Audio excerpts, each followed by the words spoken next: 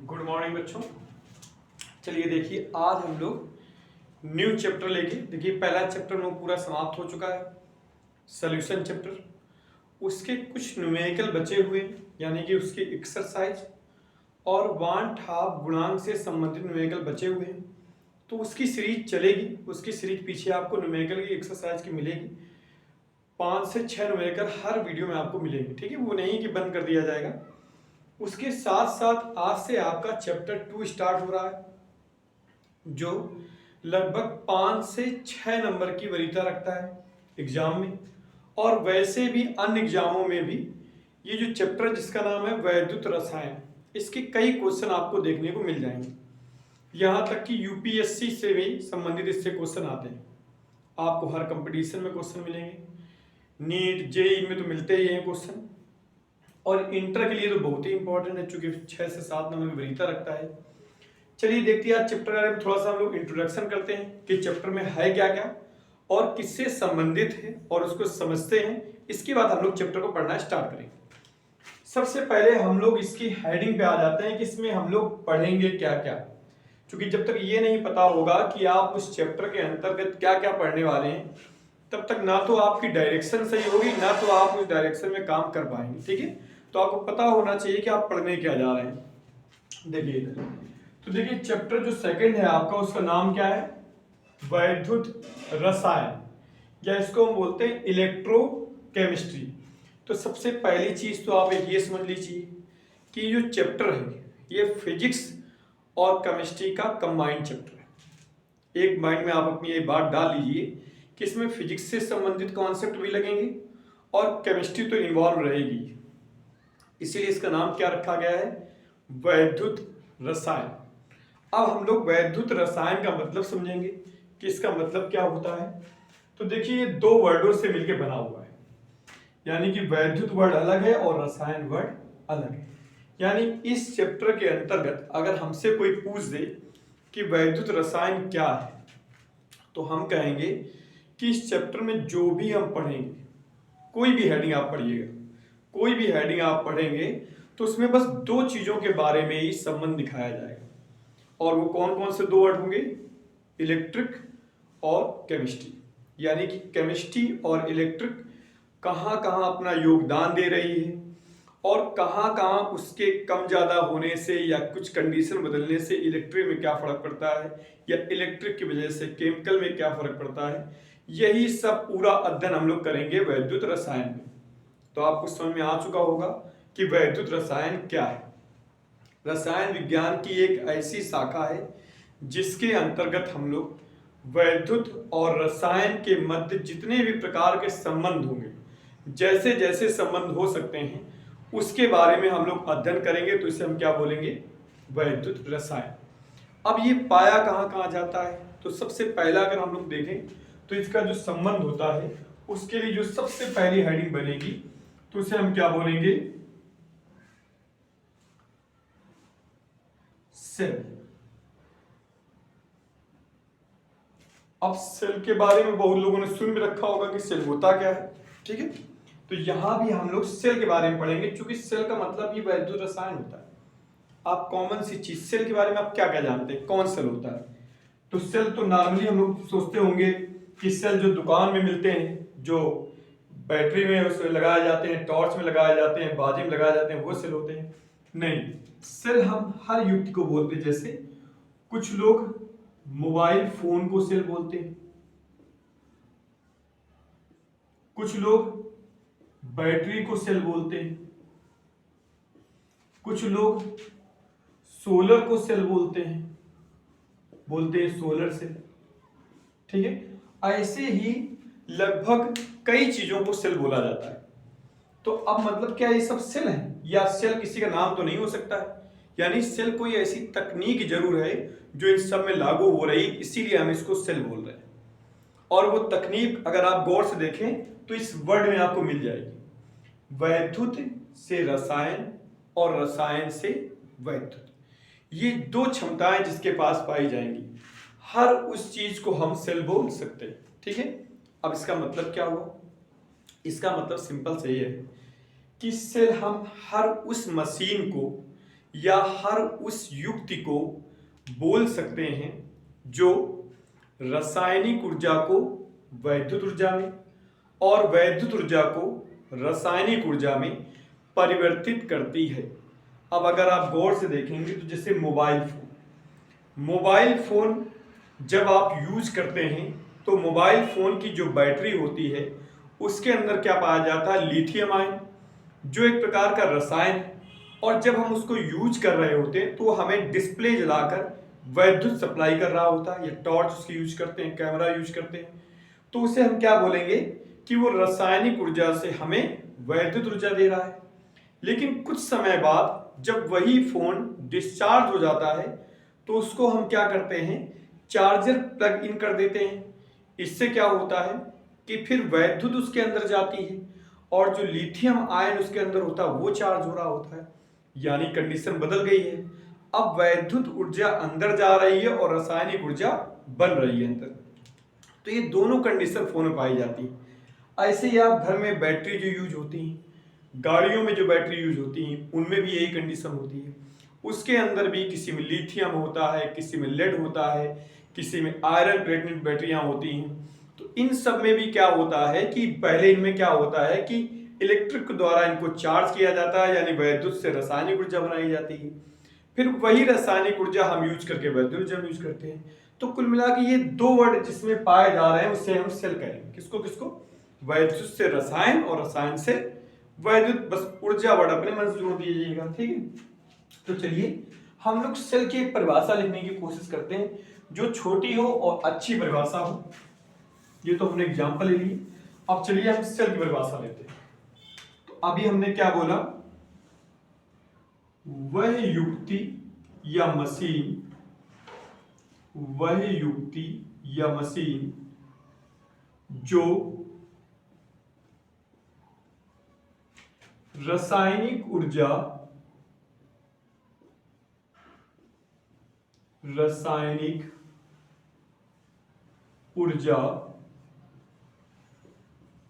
को वैद्युत ऊर्जा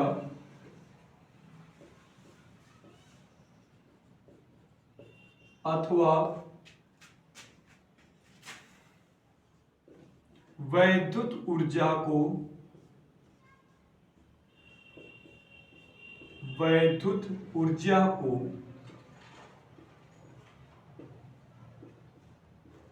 रासायनिक ऊर्जा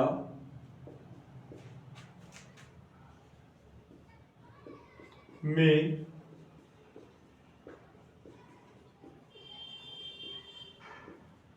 परिवर्तित करती है, उसे हम क्या कहते हैं, सेल। देखिए जो इतनी देर से हम बोल रहे थे हमने बस वही वर्ड लिख दिए। बताइए कुछ अगर अलग लिखा हो, सारे वर्ड वही हैं। वह युक्ति जो रासायनिक ऊर्जा को वैद्युत ऊर्जा में अथवा वैद्युत ऊर्जा को रासायनिक ऊर्जा में परिवर्तित करती है उसे हम क्या कहते हैं, सेल। तो अब आपको वैद्युत रसायन में सबसे जो पहला पॉइंट है सेल। क्योंकि सेल जब तक समझ में नहीं आएगा इस चैप्टर में कुछ आपको समझ में नहीं आएगा। जो इस चैप्टर में हर जगह सेल का जिक्र किया गया है और सेल से संबंधित घटनाएं भी समझाएगी। सेल को आप वैद्युत अपघट्य भी बोला जाता है कई जगह पे, ठीक है। तो उसको हम सब कुछ समझेंगे कि वर्ड समझेंगे किस वर्ड का क्या मतलब है। इस चैप्टर को आप बहुत अच्छे से पढ़िएगा क्योंकि बहुत लॉन्ग टाइम तक आपके पास रहेगा और काम आएगा, ठीक है। चलिए अब देखिए जरा हम अगला पॉइंट देखते हैं कि सेल के टाइप बताए गए थे और टाइप को दो तरीके से बताया गया है। अब वो कौन कौन से तरीके हैं, आइए हर तरीके पे हम लोग नजर रखेंगे। देखिए सेल, हम लोगों ने सेल मेन, चूंकि यहीं से हमारी शुरुआत हुई है तो सेल को हमने बीच में लिख दिया। अब क्या कह रहे हैं कि ऊर्जा के आधार पर सेल के दो भाग बताए गए। किसके आधार पर? ऊर्जा के आधार पर। इन सब पॉइंट का बहुत याद रखना क्योंकि ये आपको फंसाने वाले पॉइंट होते हैं। ऊर्जा के आधार, ऊर्जा के आधार पर सेल हमारे पास दो टाइप के हैं। कौन कौन से हैं आपने पढ़े होंगे। सबसे पहला सेल बताया वैद्युत रासायनिक सेल, और दूसरा बताया वैद्युत अपघटनीय सेल। ये दो सेल हमें बताए ऊर्जा के आधार पर। तो देखिए, जब हम लोग इसकी परिभाषा अभी बता रहे थे तो हमने ऊर्जा को दो प्रकार से कन्वर्ट करने के लिए कहा था। पहला कन्वर्टिंग सिस्टम क्या था? जब रासायनिक ऊर्जा वैद्युत ऊर्जा में बदलती है, ये पहला कन्वर्टिंग सिस्टम है, यानी पहला कन्वर्ट होने का सिस्टम ये है। अथवा हमने लगा के लिखा था कि जब वैद्युत ऊर्जा रासायनिक ऊर्जा में कन्वर्ट होती है। तो दो प्रकार के परिवर्तन है, तो बस उन्हीं के आधार पे दो भाग इसके कर दिए गए हैं। यानी वैद्युत रासायनिक सेल हम उसको बोलेंगे जो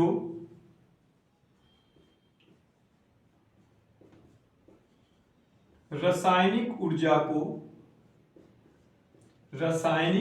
को किस में बदल रहा है? चेंजेस टू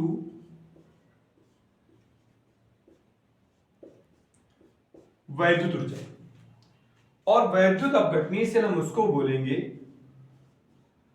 जो वैद्युत ऊर्जा को चेंज कर रहा है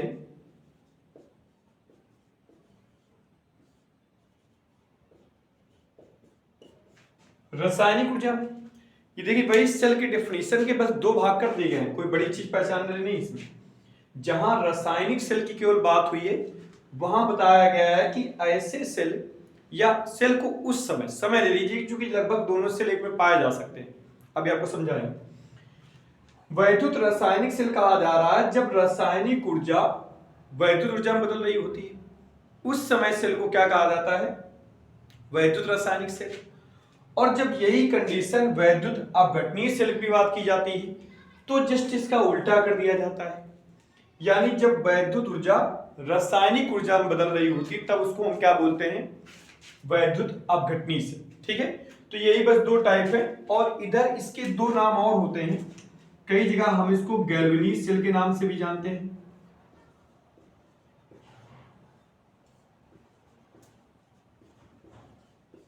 या इसे में वोल्टेज सेल भी लिख के आ जाता है।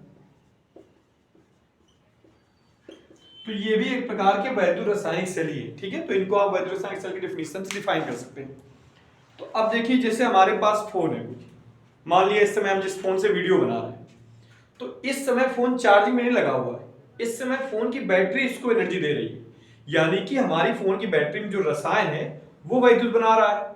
और जब रसायन वैद्युत बना रहा है तो ये कंडीशन लागू हो रही होगी, रासायनिक ऊर्जा वैद्युत ऊर्जा बना रही है। यही तो हो रहा है ना भाई, फोन चार्जिंग में लगा होता तो वीडियो कैसे बना रहे हैं?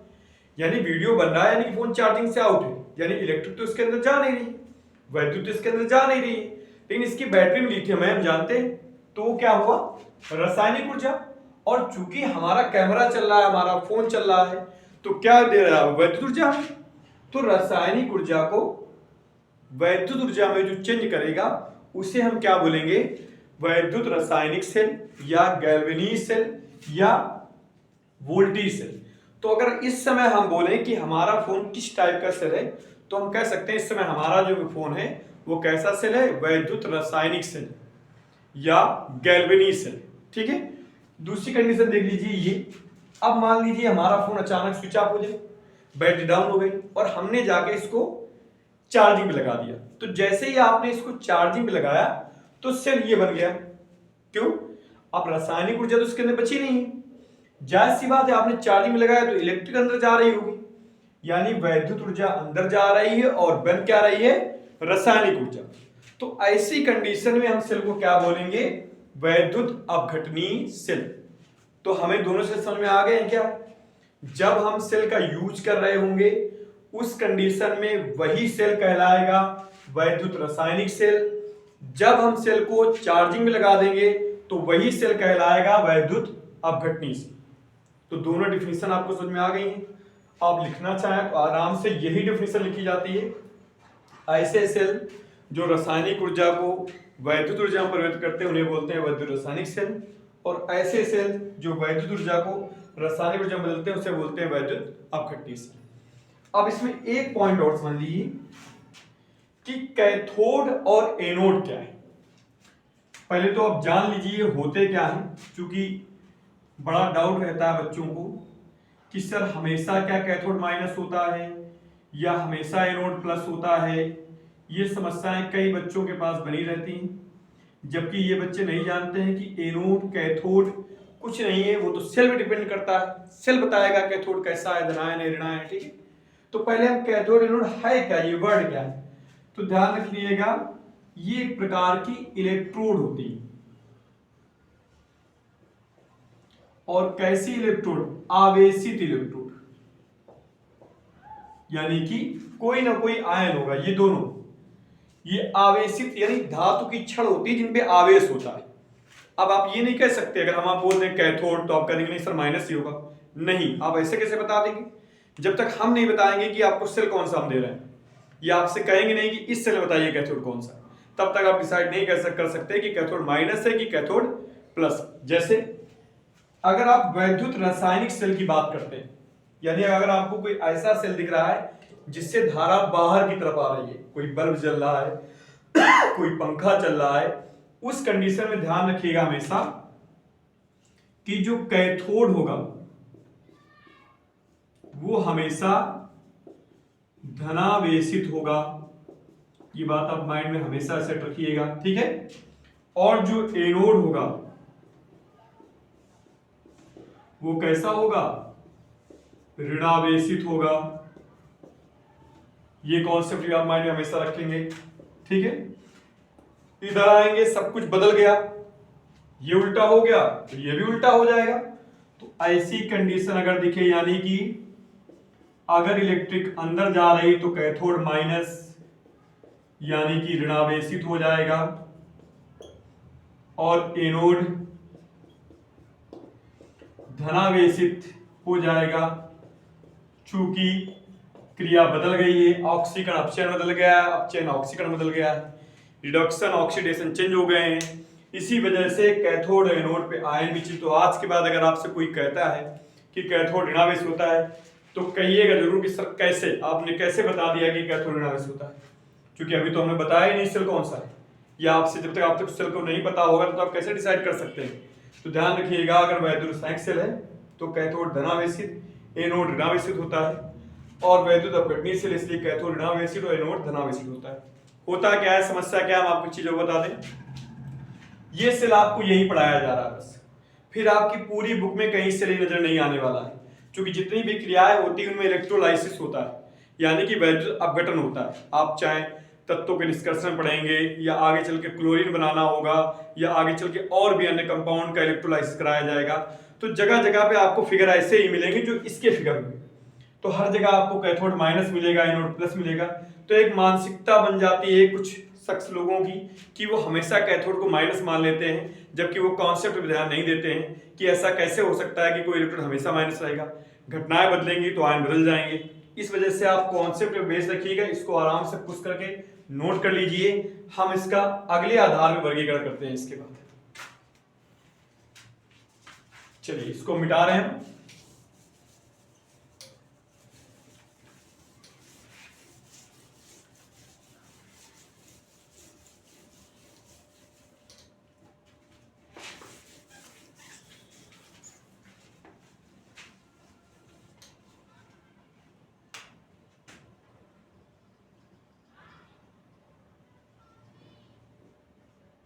अगला देखिए, आप कह सकते हैं उपयोग के आधार पर, या इसको आप बोल सकते हैं कि आवेशित के आधार पर, यानी आवेशित होना या आवेशित ना होना। तो इसके आधार पे भी सेल को दो भागों में बांटा गया है, ठीक है। उपयोग के आधार पे भी हम सेल के दो टाइप समझते हैं। पहला टाइप हमारे पास क्या है, प्राथमिक सेल, और दूसरा टाइप हमारे पास क्या है,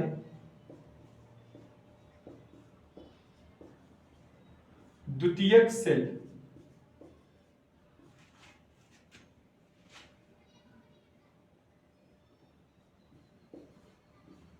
द्वितीयक सेल। तो हमारे पास सेल के दो टाइप देखिए बताए गए हैं, प्राथमिक सेल और द्वितीयक सेल।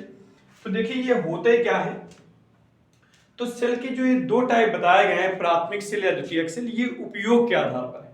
मतलब हम इनका उपयोग करते हैं तो उपयोग कितनी बार कर सकते हैं। तो देखिए प्राथमिक मतलब वन टाइप, जो दोबारा ये कह सकते हो कि पुनः आवेशित, या इंग्लिश में हम बोलते हैं चार्जिंग नहीं हो सकता।